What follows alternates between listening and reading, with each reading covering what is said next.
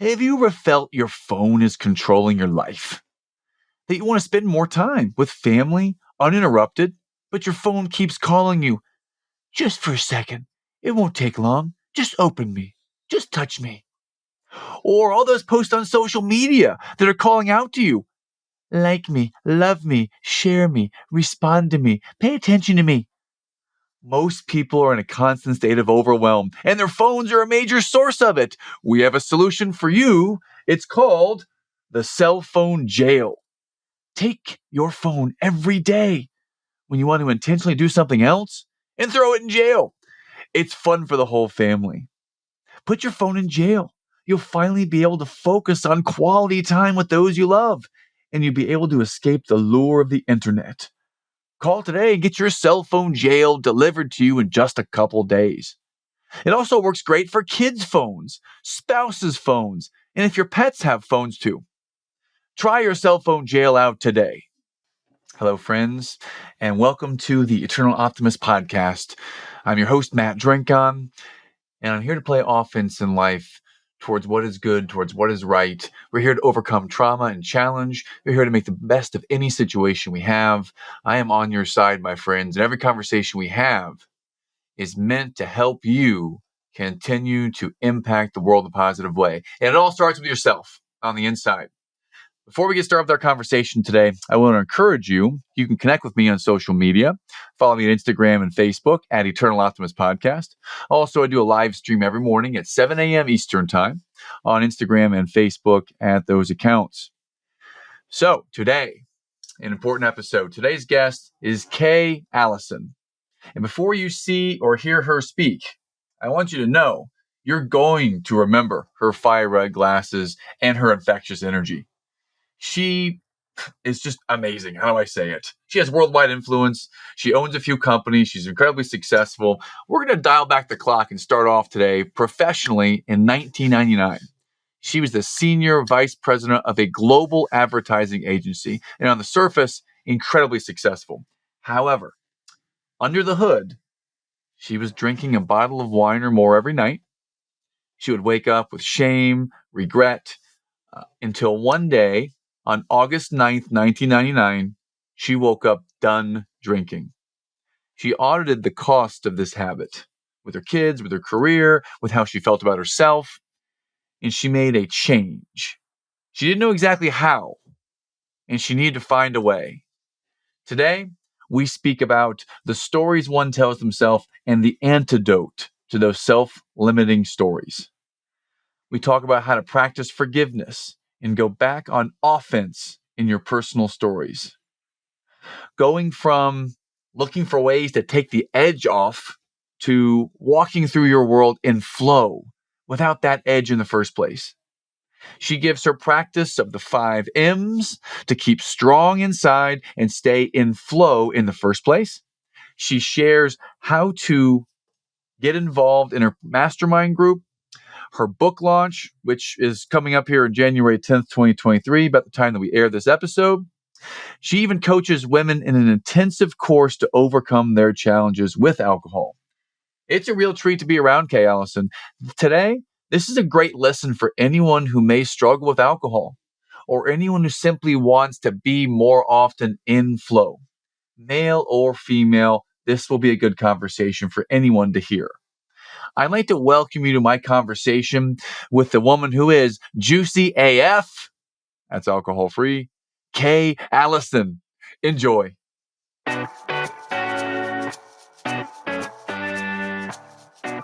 Hello, and welcome to the Eternal Optimist Podcast, the show for optimists by optimists. This is the show for people who see the good in the world and want to make a positive difference in the lives of their families and communities.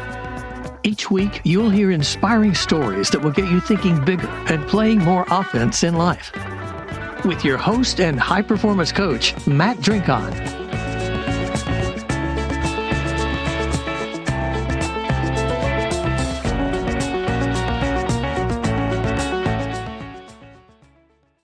And without any further ado, it is my sincere pleasure and honor to welcome my new guest and new friend to the podcast, Kay Allison. Kay, welcome today. Matt, what a great experience. And thank you so much for inviting me. I love your podcast. No, it is my absolute pleasure. And in getting to meet you today, Kay, I'd say the first thing that came to mind when you came onto the screen was I instantaneously saw your red glasses, and they brought so much energy and vibrance or straight to the place. So I'm excited that we're going to have a lot of good energy to share with the audience today and share some real life stories. I'm excited to talk about promote your new book that's coming up soon, Juicy AF. Stop. I mean, you know what? I will stop promoting it, let you promote it, because we're going to dive deep into it and all the stories behind it today on the show. So uh, let's dive straight into some challenges. Let's go back in time, if we will, and look at a time in your past when you had a challenge, something that was very difficult that you overcame or are still overcoming. And I'd love for you to start wherever you choose to with a challenge. So please take it away, Kay. So in 1999, Matt, I was a senior vice president of a global ad agency. Thought I looked on the outside like I had it all together. And I was drinking a bottle of wine or more by myself every single night. And um, I got to a place where I decided that my drinking was taking me away from the kind of human being that I aspired to be or thought of myself as being. And so I've been alcohol free since August 9th of 1999. So a lifetime or so of being alcohol free. Wow. Wow. So 23 years alcohol Yes. free. And it got to a point where, I mean, why you said that you're drinking a bottle of wine or more each night, many times by yourself. When did you realize that this was a challenge or a problem for you, Kay? I think I knew for a long time, Matt, that once I started drinking, that I didn't have very much of an off switch. In fact, I didn't have an off switch at all. So I'd start drinking, and what I've come to learn is most people kind of go, I feel kind of tipsy. I think I better not keep going. But for me, it was like, I feel tipsy. Let's go.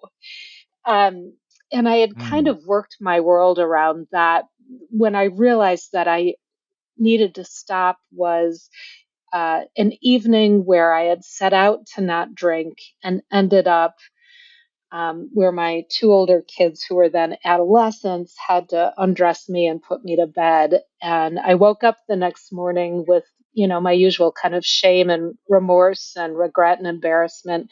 But I had the added ingredient of clarity, and I was done. I was just completely done because what I realized is not only once I started, I really couldn't depend on being able to stop, but once I stopped, I started again even when I didn't want to. And I knew I was just completely out of control. Man.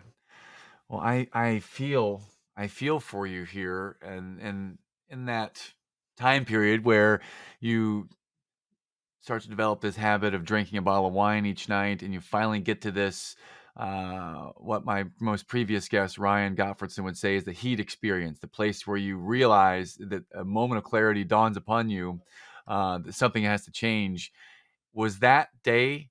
Was that August 9th, 1999? Was that the day that this happened, or was that still to come? It was the day before. So the next day was a Sunday. That was August 8th. And I thought that all the recovery meetings and resources would be closed on Sunday. I thought it was normal business hours. So Monday, the 9th, was actually my first day of not drinking. Wow. Well, did it ever get to a place where you took it not just at night, but you did it during the day or any other No, times? what I've No. come to realize, Okay. Matt, is you don't have to hit rock bottom to stop drinking. You Okay. don't have to be labeled an alcoholic. You don't need to be diagnosed with alcohol use disorder. You don't have to drink in the day. You don't have to black out. You don't have to have a DUI. You don't have to have ended up in jail. You really don't. It If you can audit the costs and the benefits of drinking, Okay. and actually write down 2 columns. The benefits are Okay. this and the costs are that. And then ask yourself, which of these is more important to me ultimately? And that calculus comes up that drinking is taking you away from your ideal future self, then why not stop? Or at least give yourself a 30-day break. Hmm. That's a good question. Why not stop? Well, I can control it. I can stop if I want to. I can take a break if I want to. But you know what? It's just Friday night, or it's just Thanksgiving. It's only Christmas. It's a wedding, for example. These are just one-off experiences. I can stop when I want to. Are these some of the things that go through the head when you're trying to stop? Is the rationalizing why you can keep doing it? Yeah, that little insidious lie of I can stop whenever I want to, or one isn't Mm-hmm. going to hurt, that got me in trouble more times than I can count. What research shows, data, scientific research shows, Matt, is if you habitually drink as little as 7 drinks a week, could be 1 glass of wine a night, it could be 3 on Friday, 4 on Saturday, whatever the pattern is, but an average of 7, your neural circuitry actually gets rewired to a place where that habit gets wired in more resolutely before you have any idea that it is so hardwired into your brain. And that's where this becomes a spiral rather than just a bad habit. Mm. Okay. Well, it makes me curious to and kind of go back to you had the moment of clarity you had shared. There were feelings of shame and remorse and regret. I think were the 3 words you may have used. Uh, can you go back to that? Was that when you woke up that time feeling those feelings? Why was that the day that pushed you over the edge to made this commitment? Anything about that particular experience or? Yeah, it had to do with being a mom. So I've been raising kids under 18 for 37 years, and being a really wonderful mom and showing up for my kids has been central to what's important to me my entire life. And I behaved in a way that was diametrically opposed to the way that I want to be and really am as a mom.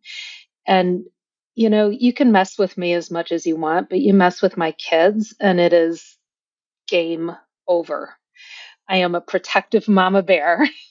And I was the one that was injuring them, and it really had to do with that. My protective um, motivation and instincts with my kids is so powerful in my life, and it has led me to make this decision. It also is what led me to leave a marriage that was really difficult. So thank God for my kids.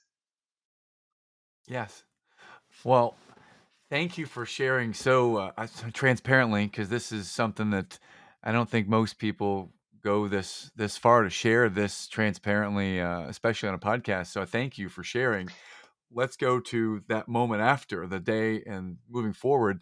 You made that commitment. It was August 7th was that day that happened. August 8th, you woke up, and August 9th, 1999, you made the commitment. So how does one start from a place of going a bottle or more of wine every night for a period of time and just stop cold turkey and keep that up for 22 years? How does that happen? Please help us walk us through the first few days and how that worked. Matt, early on in my recovery, I walked into a recovery meeting. There was this gorgeous woman sitting at the front who was telling her story.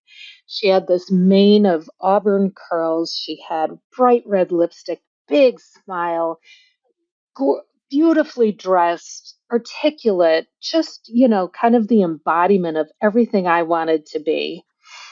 And she was telling a story. She said, yeah, I decided I had to stop drinking. It was 3 a.m. in my living room with my husband, my boyfriend, and the police. And I thought this was perfectly normal. And she threw back his hair and she laughed. And I viscerally was shocked because at the time I was layered under shame and remorse and regret, embarrassment. And then I had a poster in front of all of that saying, nothing to see here, move on along.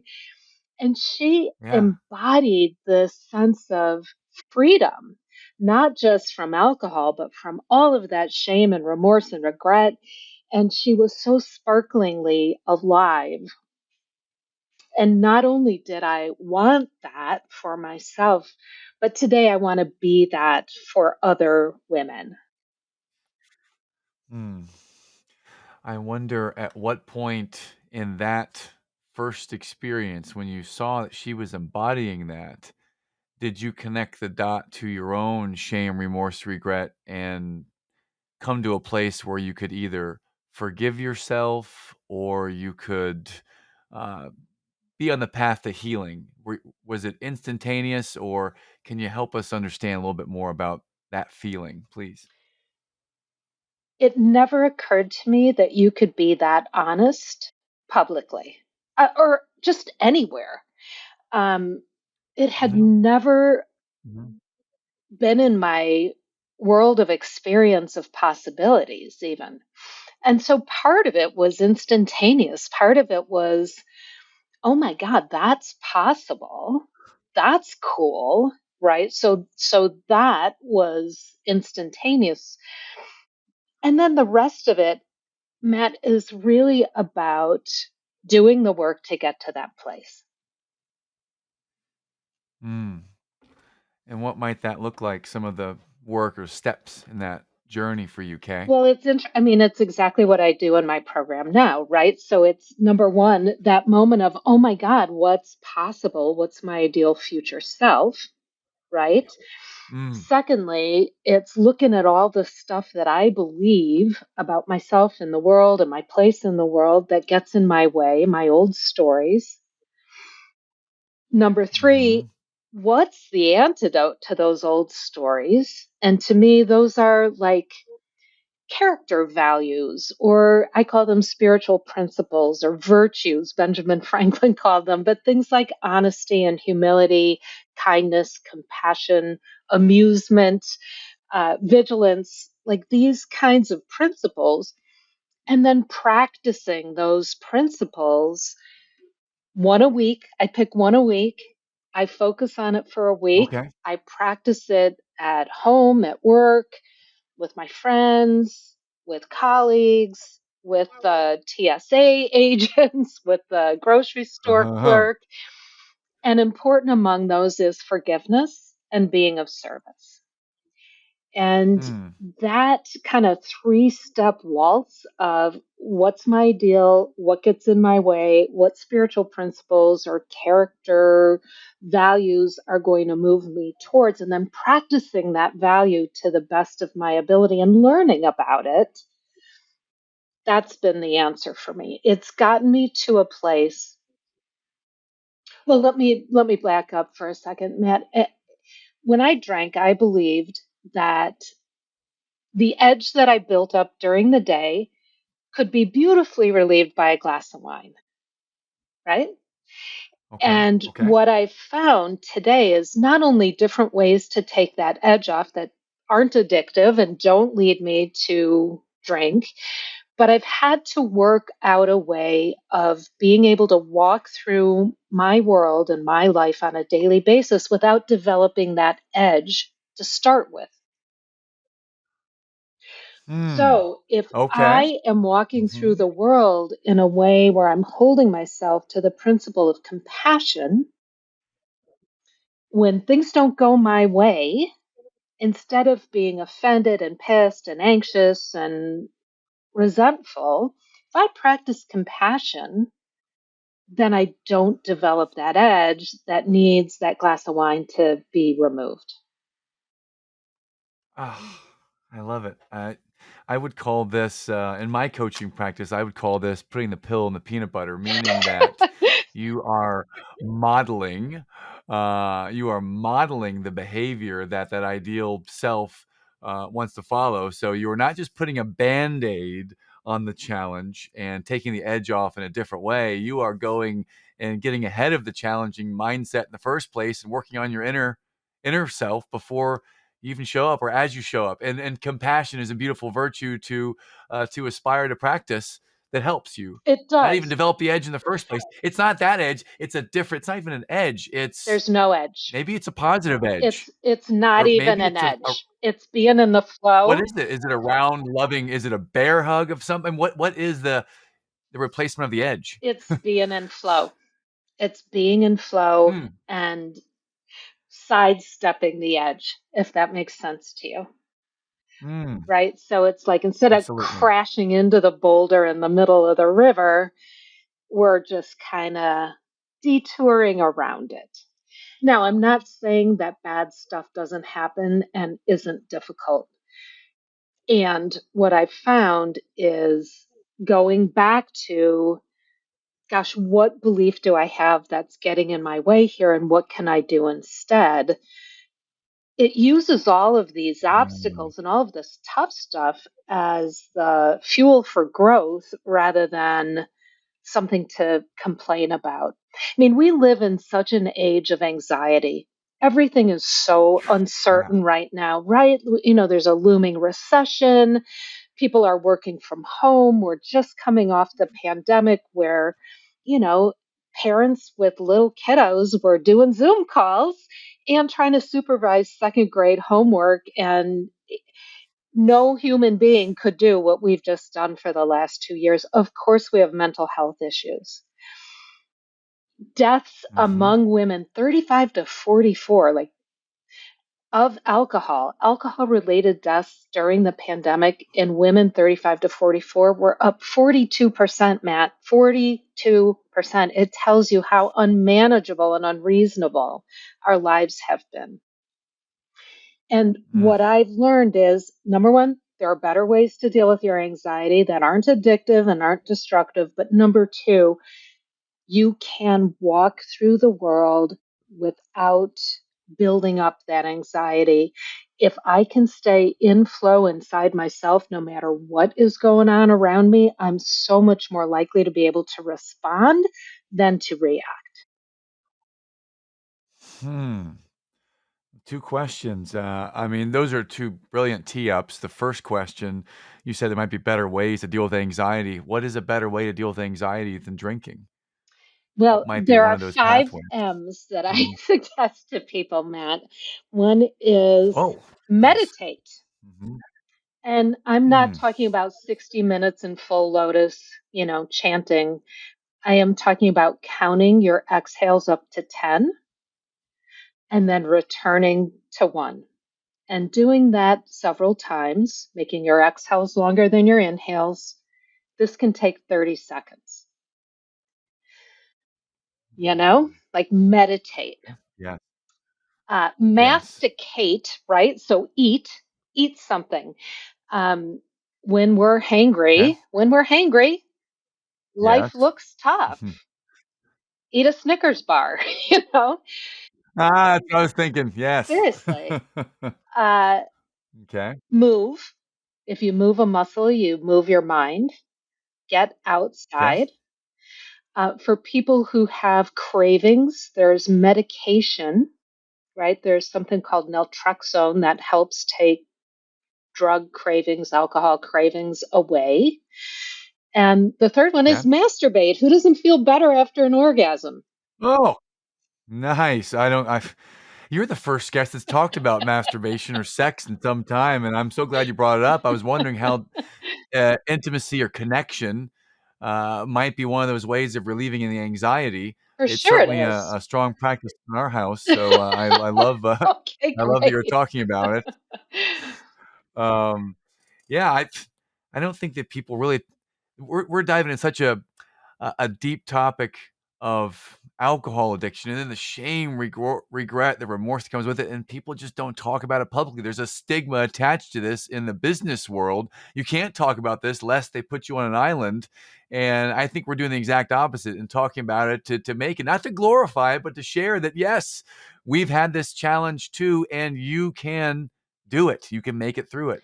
I have And been wildly successful since I gave up alcohol. I didn't realize that drinking was draining so much of my energy. And within the first mhm, few years of being alcohol free, I increased my income by a multiple of 6. And I had mm, been a senior vice president of a global ad agency. I wasn't doing too badly before. I launched 2 successful mhm, businesses. I wrote a book. I became an adjunct professor at Northwestern University. I met and married the love of my life, and we adopted a child. Like, oh my gosh. Instead of waking up remorseful and hungover and expending all this energy to pretend that I had it together, I redirected that mhm. energy, and my world just blossomed into such richness and joy. And I mean, I've traveled the Yes. world. I've laughed more sober than I ever did drunk. It's just amazing the amount of Wow. freedom on the other side. Well, I love the 5 M's, and I love where these practices have led you. The second question I wanted to bring up is that you've conquered that Everest, and I'm sure that you still have you're still in good shape to be able to climb mountains, so you're still there, you're still doing it. But you said that the second key is to stay and flow inside of yourself, and I'm curious what that means to you and how we might get there. Matt, with all the work that I did to uncover my old story, what I found is that the root of a lot of my discomfort and irritability and anxiety is this belief that I made up when I was little that somehow I'm not good enough. I'm not thin enough. I'm not Mhm. pretty enough. I'm not rich enough. I'm not humble enough. I'm not successful enough. Like, just fill in the blank enough. Yeah. And I really feel that this is a belief that is endemic, particularly among women in our culture. We're given so many cultural messages. You're supposed to be a size 0, but men prefer girls with curves. I mean, you're supposed to be a successful businesswoman, but you're all supposed to be a devoted mother. Like, we're told all of these conflicting messages. And most of the women that I know who decided to give up alcohol, this is what's underneath a lot of the stuff that developed that edge to start with, right? And Mhm. what I have found is that there are antidotes to that. And it's the gift that keeps on giving. There are different flavors of it that come up today than did Mhm. 25 years ago. And it just is this is what I'm here to work on this lifetime and learn about this lifetime, and that is just okay. Yes, it sure is. Uh, I love that you have this amount of clarity around where you've come from, how you made that commitment, and where you are now. Can you talk to us a little bit about your book? Because I'm sure that there are some things in the book that highlight this journey that we can share with our listeners. Not we don't read the whole thing, but maybe a couple of tidbits that we can share that might get us a little bit wetter whistles, please. So there are 3 parts to the book. Each one is directed to a woman who's at a different point in her relationship with alcohol. Part 1 is, do I really have a problem? Part 2 Mm, is, hey, I'd like to experiment with taking a break from alcohol for 30 days so I have more energy and more clarity. And a lot of that part 2 is focused on exactly what we were just talking about. What are ways that we can take the edge off that don't involve drinking? It also includes things like how to respond to 7 sticky social situations, like people asking you, Why aren't you drinking? And then the third part is really about the transformation, the personal transformation that is what I was talking about, being able to navigate life without developing an edge to start with. Man. And pardon me, I did not say the full name earlier. What is the full Oh, title it's of your book? juicy AF, where the AF means what you think it means, but it also means alcohol free. And the subhead is Stop the Drinking Spiral, Create Your Future. Mm. And when does it launch? January 10th. January 10th. And we may be actually launching this episode. Today's December 1st. So this may be coming out right around that Oh, that time. is a beautiful Uh, thing. yes. Yes. Yes. Excellent. And I have on my website, I've created a workbook to accompany it and a journal. So if people come to my website and order the book through the website, they'll get all of that bundle. It's juicyaf.life/book. Yeah, we will have that in the show notes. There's a workbook, there's a journal there we can get, and the book comes out on January 10th. And well, so I hear the three parts of it. Do I really have a problem? So that's just where we are now, having the self awareness to really talk to yourself.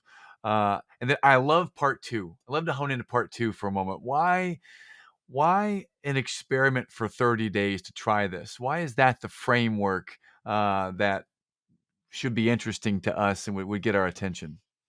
When I gave up alcohol, I remember thinking, but what am I going to do at my wedding? And of course, I wasn't even dating anybody, so I was worried about something that I didn't even know was going to happen. Um, One of the obstacles that I find common to people giving up alcohol is, oh my God, is this forever? I can't imagine forever without having a drink at a wedding or whatever the scenario is.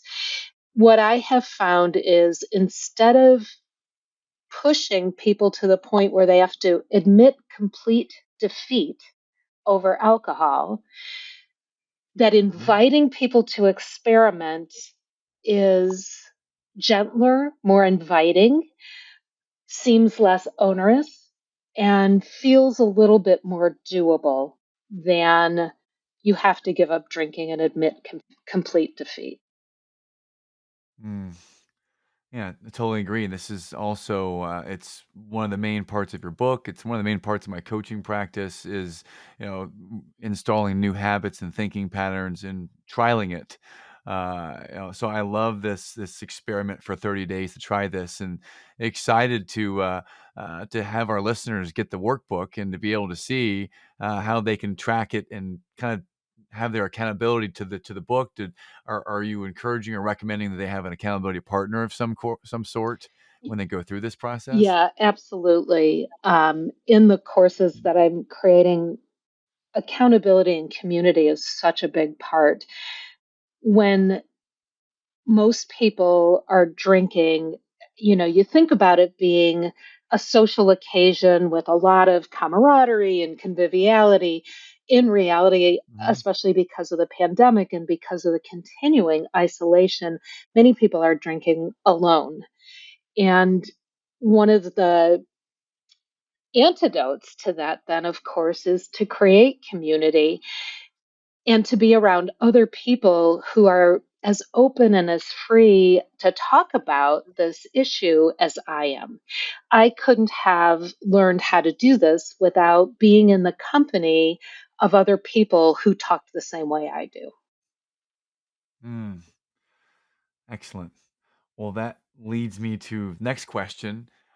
Thinking about if someone wants to share, wants to talk about, it, but they're not sure how, because this is a big egg to crack. This is a really tough thing to start sharing for the first time. I mean, how might you walk them up to the edge of the pool to begin that conversation? Because this is deeply personal and maybe shameful and remorse and emotions you were talking about. So how do we start? How might one just start on that journey? Well, the first thing I would say, Matt, is it's a biological reaction to alcohol. And so to me, there is no shame in this game. whatever. Mm-hmm. Mm-hmm. I would encourage people to start to follow sober curious accounts on social media. Some of the hashtags are sober curious, recovery posse. Um, if you just search hashtags like sober, sobriety, addiction, uh, again, sober curious, you will find a wealth of community that exists in this space. Awesome. Well, if we're talking about this space and where you've seen maybe the most inspiring story or progress since you've been on this journey, where is it could be a client or it could be someone that you've come across in your time that has overcome their addiction or that has made it to this place where now they feel this joy and this peace that you have. What's a story that you might be able to share that's inspiring for us? So, where I want to start is you don't have to be addicted to take a break. Addiction Mhm. is a red flag for a lot of people. Oh, I don't want to go there. I don't want to admit that. And so, where I would encourage people to start is hey, I'm just not crazy about the way that my body feels. I'm tired of feeling like crap and I want more energy. Cool. Come and experiment with being alcohol free for 30 days and see if it's better for you. Because if it isn't better alcohol Mhm. free, why bother? I will tell you that at the very beginning of the pandemic, like March of 2020, I started an online recovery meeting. And I really started it for my girlfriends. And today there are 60-ish people that come to that meeting 7 days a week from all over the world. Wow. That is why I really started Juicy AF now, because what I saw was people coming in green and broken and their eyes glazed. And within 30 days, the pilot light behind their eyes was back on. And within 90 days, their family dynamics had changed. And within 6 months, their whole world was different. And it's such an awe inspiring, humbling experience to watch the rebirth of someone, and to have created a environment in which people find healing. It's been so Mhm. powerful for me, and the amount of transformation that is possible is magnificent. Hmm. I wonder, uh, kind of going back to the day that you made the decision. You talked about you did it, and one of the most inspiring reasons was for your kids. Yeah. That was the reason. That was your why.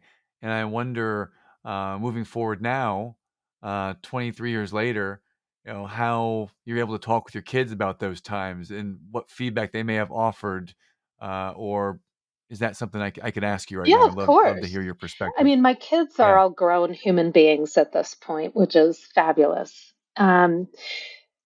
In fact, I just had a conversation with each of my older kids a couple nights ago where a guy that I had dated right before I got sober died just a couple nights ago. And it brought up all these memories, of how I had behaved and what that experience was like.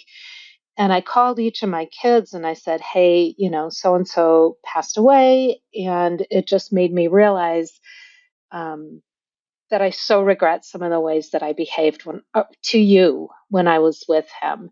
And they were both like, don't even remember. What are you talking about? And so I said a couple Hmm. things, and they were both like, Mom, you are so different today than you were 23 years ago. Just Hmm. keep doing what you're doing. Awesome. Awesome. Well, I'm glad to hear that the relationship with the children, full grown children now, they're always going to be our kids though. Yeah, for sure. um, but glad to hear that has ended up to be where you wanted it to be. Matt, And then, I am this transparent with my kids. And so it's not mhm, like I owned and acknowledged and ask for forgiveness and change my behavior once. This is an ongoing conversation that I have with them. And the way I show up for them today, while it will never erase some of the things that happened in the past, it has allowed us to have a contemporary relationship on a completely different footing. Hmm. But it's you being able to own, then own who you were at that time, but continuously owning who you are and how you show up. And before there may have been an edge, since through 5 M's and through practice, you've been able to take that away from an edge and make it softer or make it different. So that's positive. You call it being in flow Yeah. more naturally. So love to hear that. I wonder. Um, Now that you've gotten to this place where you have this group that you're a part of with 60 people that are engaging daily, I wonder what might be next in your vision and how you would like to impact the world and women in particular with your vision here. Yeah, my vision is to be in community, have created a community of professionally successful women who are alcohol free, who are either experimenting with it or committed to it, and who are attracted to the freedom that lies on the other side of identifying their old stories and practicing some new values. Excellent. Well, how are you going about building that community and serving that community now? Well, the book is a big part of it. And Hmm. I have a mastermind as well as a course, which is a 30-day alcohol free. It's an elite program for 10 women. I can only handle working with about 10 women at a time because it's so personal. So that Hmm. is the other way that I'm building this. So you have a 30-day course and you have a mastermind. What's the name of your mastermind? How might we find out more about that too? Please tell us about that, Kay. That is called the Juicy AF Mastermind. If you come to my website, you will find an application for it. And part of that program is teaching people, again, how to deal with their anxiety. And part of it is also teaching them to get really in touch with their intuition and their inner knowing. Excellent. Well, what other ways might we find more about Kay Allison out there in the social media land? Any websites, any other ways that we can Sure. look you up and follow you, Kay? Yeah. So follow me on LinkedIn, Kay Allison. And on Instagram, it is juicy underscore AF underscore life. Juicy AF life on Insta. So Instagram and LinkedIn are my two platforms. Look for my follow to be coming shortly after our discussion Fabulous. from Eternal Optimist Podcast. Um, well, this has been fantastic. So I'd like to invite you to an experiment. This is not a 30-day experiment. This is a one episode podcast experiment that my producer encouraged me to start doing some lightning round questions. So I'm going to challenge you with some questions. You're the first person. Okay, are you up for that challenge today? I am up for the challenge, and let's see what we do here, man. Let's give it a shot. So first, this is around our theme at the Eternal Optimist podcast of inspiring people with stories of hope and that you can do it too, attitude. So I'd love to ask you first, when I say the words eternal optimism, what is eternal optimism? What does that mean to you, Kay?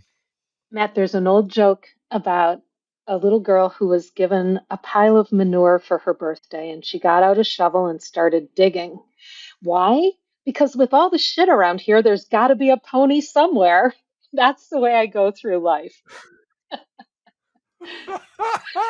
Oh, I'm sure we just got a bleep on that one. That's great. Thank you. Um, that is a great vision of eternal optimism. Thank you for that. Second question: what songs or movies might you find motivating or optimistic to you? My favorite movie in the world is Wizard of Oz, and I think it's because when I was drinking, a glass of wine or a glass of champagne felt like it took my world from black and white to color. And now my Mm, everyday life is color. So I don't need the drink to access that world. mm, fantastic. Thank you. How about a favorite book of yours that helps you to stay optimistic or positive? Any books you'd recommend or you find of value? You know, I read voraciously. I read probably 3 novels a week. But the best book, it's called The Novel Cure. It's about bibliotherapy, believe it or not, and it's from, I don't know, anxiety to zest or something. So you look up whatever your malady of the day is, and it recommends 3 or 4 novels that deal with that theme and might have some lessons for you to apply. So it's called The Novel Cure. Interesting. Okay. Well, thank you. Okay, I certainly appreciate that we've taken the time to connect and to share your story today.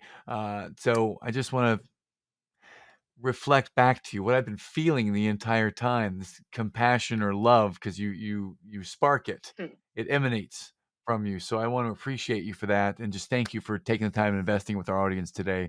You're much appreciated. Thank you. Matt, this was fabulous. Thank you so much for the opportunity.